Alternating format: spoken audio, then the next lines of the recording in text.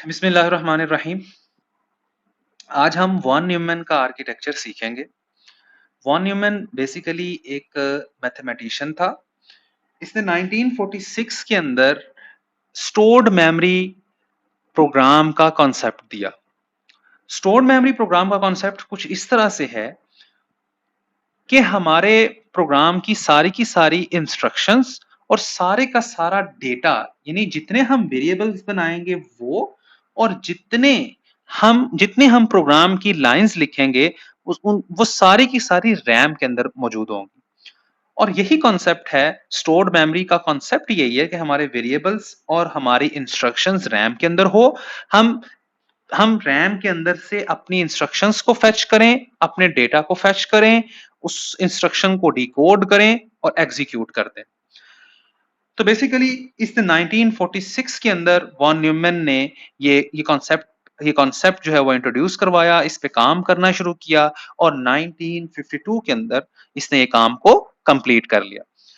किसी भी कंप्यूटर का आर्किटेक्चर जो कि आप यहाँ पे देख सकते हैं, इसका मैं आर्किटेक्चर, ये एक सिमुलेटर टूल हम ऑनलाइन यूज कर रहे हैं। इस इस इसको समझने के लिए, इस आर्किटेक्चर को समझने के लिए हमें पहले असेंबली का आना बहुत जरूरी है। मिसाल के तौर पे मैं करना ये चाह रहा हूं, मैं कुछ इस तरह से काम करना चाह रहा हूं कि ये काम मैं करना चाह रहा हूं, यानी मेरे पास यहाँ पे कुछ वेरिएबल्स हैं। x, इसमें मैं वैल्यू रखवा देता हूं 10, इसमें वेरिएबल के अंदर y के अंदर वैल्यू रखवा देता हूं 20। मैं ऐड करना चाहता हूं x प्लस वाई, यानी मैं 10 और 20 इन दोनों को जमा करके, यानी x प्लस वाई इन दोनों को ऐड करके जो मेरे पास फाइनल रिजल्ट आएगा उसको मैं कहां रखवाना चाहता हूं, z वेरिएबल के अंदर। लेकिन ये काम मुझे प्रोग्रामेटिकली करना है। ये जो मैंने कोड लिखा है ये तो सिंपल एक हाई लेवल प्रोग्राम है, high level C plus plus का एक कोड है जो कि इस आर्किटेक्चर के ऊपर एग्जीक्यूट नहीं होगा। हमें वॉन न्यूमन की असेंबली का कोड लिखना है। तो मैं उसको आपको लिखने के लिए आपको मैं एक पहली इंस्ट्रक्शन बताता हूं कि मेरे पास एक इंस्ट्रक्शन है लोड।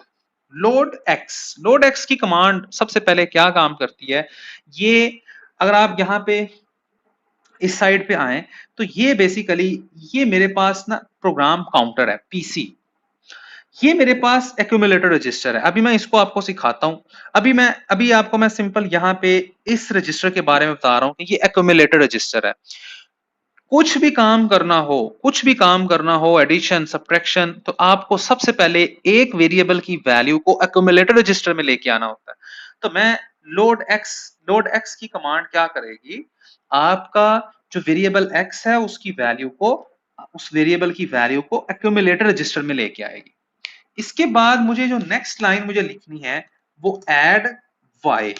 ये क्या काम करेगी, ऐड वाई क्या काम करता है, ऐड की कमांड हमेशा क्या काम करेगी, जो एक्यूमुलेटर रजिस्टर के अंदर जो वैल्यू पड़ी हुई है उसको वाई वेरिएबल में जो वैल्यू पड़ी है उसके साथ ऐड करके वापस आंसर किधर रखेगा, एसी के अंदर। इसके बाद मेरे पास एक और लाइन है, वो लाइन है स्टोर।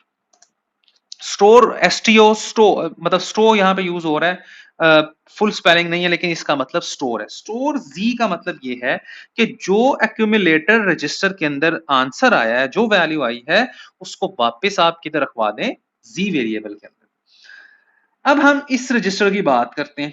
इस रजिस्टर, ये प्रोग्राम काउंटर है। ये बताता है कि इस वक्त आपने प्रोग्राम की सबसे पहले लाइन कौन सी चलानी है। हमने सबसे पहले प्रोग्राम की लाइन नंबर 0 को एग्जीक्यूट कराना है, लाइन नंबर 0 को एग्जीक्यूट करना है। तो क्या होगा, लाइन नंबर 0 को हमने एग्जीक्यूट करना है तो क्या होगा, यहाँ पे यानी पीसी के अंदर हमने क्या रखवाया, प्रोग्राम काउंटर के अंदर 0 रखवाया। तो अब आप देखते हैं, हम सबसे पहले ये देखें, सिंगल स्टेप अगर मैं करता हूं तो आप देखेंगे कि सबसे पहले पहली लाइन फेच हुई, फेच होके ये इंस्ट्रक्शन रजिस्टर है, ये इंस्ट्रक्शन रजिस्टर है उसमें आई लाइन, और इसको एग्जीक्यूट कर दिया। तो आप देख सकते हो कि हमारे एक्यूमुलेटर रजिस्टर के अंदर वैल्यू क्या आ गई है, 10।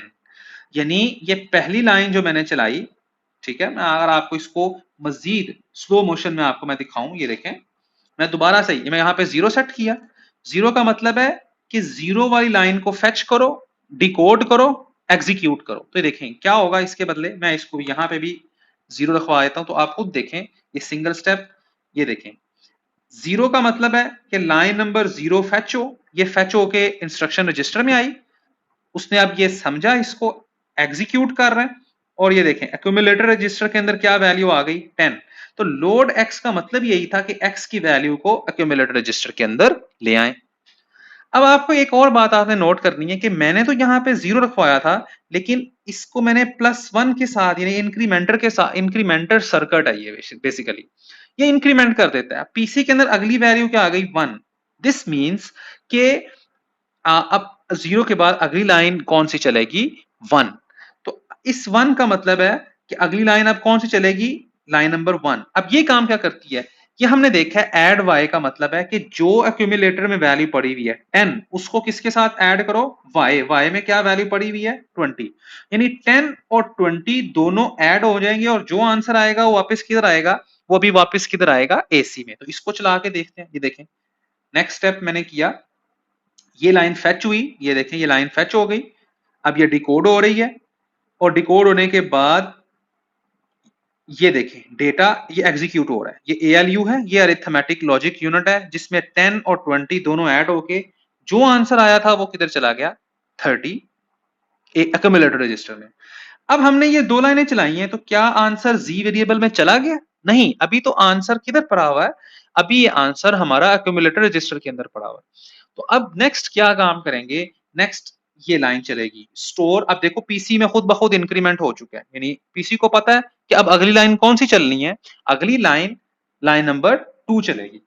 तो अब देखें यहां पे मजीद मैं इसको आगे लेके चलता हूं, तो सिंगल स्टेप करूंगा तो कौन सी लाइन चलेगी, लाइन नंबर 2, और ये लाइन क्या करेगी, स्टोर करेगी जो एक एक्यूमुलेटर रजिस्टर में वैल्यू पड़ी है वो जी वेरिएबल में स्टोर करेगी। अभी आप देखें जी में कोई 0 पड़ा, तो जैसे ही मैंने इसको चलाया ये फेच हो गई, फेच होके इंस्ट्रक्शन रजिस्टर में आई, डिकोड हो रही है, डिकोड होने के बाद एग्जीक्यूट हो रहा है। ये देखें ये एग्जीक्यूट होगा, ये 30 कहां चला गया, जी वेरिएबल के अंदर चला गया। तो ये हमारे पास वॉन न्यूमैन का आर्किटेक्चर, सिंपल आर्किटेक्चर है। 20 बिट का ये कंप्यूटर है, जिसमें जो 8 बिट होती हैं, पहली लेफ्ट साइड पे अगर आप बात करें, जो लेफ्ट 8 बिट्स होती हैं वो अप कोड कहलाती हैं, और उसके आगे जो राइट साइड पे कोड होता है 12 बिट का, वो हमारे पास एड्रेस होता है। तो ये 20 बिट कंप्यूटर है, और ये इस तरीके से इसकी सारी वर्किंग होती है। बहुत शुक्रिया।